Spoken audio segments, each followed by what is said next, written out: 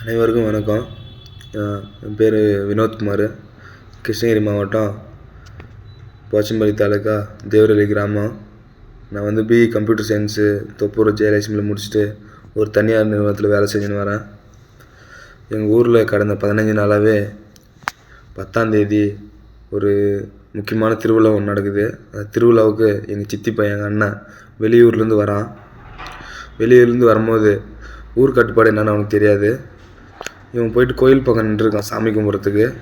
அங்கேருந்த ஆதிக்க சாதி வெறியர்கள் வந்து பார்த்தோம்னா எங்கள் அண்ணனை வந்து பார்த்தோம்னா, நீ வந்து தாழ்த்தப்பட்ட சமுதாயத்தை சேர்ந்தவன் அப்படின்னு சொல்லி பையா என்று சொல்லி எங்கள் அண்ணா ஒரு 20 பேர் அடிக்கிறாங்க. அந்த இடத்துல எங்கள் அண்ணாவும் எங்கள் அம்மாவையும் எங்கள் சித்தியையும்.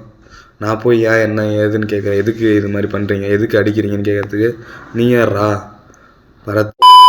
உங்களாலலாம் இந்த இடத்துல வந்து வச்சுருக்கிறதே ஃபஸ்ட்டு தப்பு, உங்களெல்லாம் இந்த இடத்துக்குள்ளே வர்றதே தப்பு அப்படின்னு சொல்லிவிட்டு என்ன ஒரு 20 பேர், எங்கள் அண்ணனை ஒரு 20 பேர் கரும்பு காட்டில் வச்சு அடித்தாங்க. எங்கள் அம்மாவை காலில் உழ வச்சு மூஞ்சில் எச்சி துப்பி, இந்த மாதிரி வந்து ஒரு கொடூரமான விஷயமெல்லாம் பார்த்தோம்னா அந்த ஏரியாவில் நடந்திருக்கு.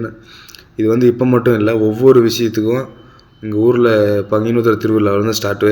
எனக்கும் அவங்களுக்கு ஏற்கனவே முன்விரோதம் இருக்குது. பங்குனி திருவிழாவில் வந்து பார்த்தோம்னா அது வந்து கவர்மெண்ட் கோயில். அந்த கோயிலில் வந்து பார்த்தோம்னா